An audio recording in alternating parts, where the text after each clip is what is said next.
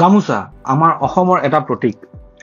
এটা সময় আছিল যেতিয়া আমাৰ ফুলাম গামোচাখনে অসমত বিহু বা ৰাজহুৱা অনুষ্ঠানতে শোভা পাইছিল। আজি আমাৰ গামোচাখন বিহু ষ্টেজৰ পৰা গৈ গ্লোবেল ষ্টেজতো সুনাম অৰ্জন কৰা দেখা পোৱা গৈছে। ভাৰতৰ প্ৰধানমন্ত্ৰী শ্ৰী নৰেন্দ্ৰ মোদী ডাঙৰীয়াই প্ৰায়ে আমাৰ এই গামোচাখন অতি গৰ্ভৰে ধাৰণ কৰি ঘূৰি ফুৰে। আজি জানো আহক এই গামোচাখন বৈ কেনেকৈ, কি যন্ত্ৰ ব্যৱহাৰ কৰা হয় এই গামোচাখন ববলৈ। তাঁতশাল, য়েছ, তাঁতশাল আমি চবেই দেখিছো। তাঁতশালৰ কিছুমান নজনা কথা জানো আহক এই ভিডিঅ'টোৰ জৰিয়ে।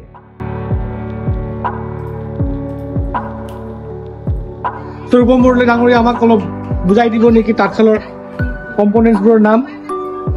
এতিয়া কওক। এইখন গোটেইখন একেলগে তাঁতশাল বুলি কয়। এইডাল হ'ল তিনিটা, এইডাল হ'ল চিৰি বুলি কয়। এই যিটো গামোচাখন এখন ধৰি ৰাখিবৰ কাৰণে ব্যৱহাৰ কৰা হয়। এইটো হ'ল মাকু, এইটো মুহুৰা, ইয়াত সূতাখিনি মেৰুৱাই পেলাই ইফালে ইফালে ববৰ কাৰণে সহায় কৰে। এইডাল দ্ৰৌপদী, এইখন ৰাজ, ইয়াৰ সূতা ইয়াৰ মাজেদি পাৰ হৈ থাকে, এইখিনি ব বুলি কয়। এইটো নাচনী, এইডাল নাচনীখিনি গৰকা দি নাচনীডাল ওপৰত কৰিব পাৰি।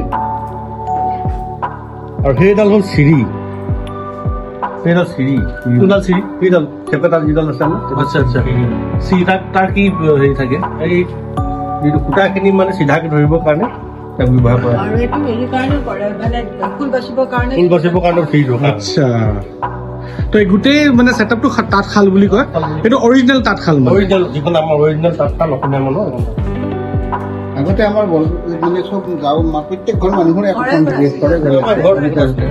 আচ্ছা বৰদলৈ ডাঙৰীয়া, এইটো কি বস্তু আকৌ? এইটো যিখিনি আমি সূতা প্ৰথমতে যে তাঁতশালৰ আগৰ যিখিনি কাম আছে, চেৰেকীত সূতা মেৰিয়াই দিয়া হয়।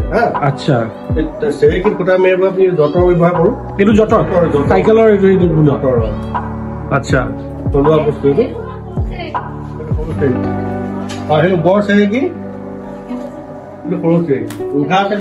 উঘা বস্তুটো কি আকৌ? ইয়াত সৰু হাতেৰে যিটো, এইটো উঘাটো হাতেৰে লৈ পেলাই। আচ্ছা, সৰু হাতেৰে মেৰিয়াই। আচ্ছা,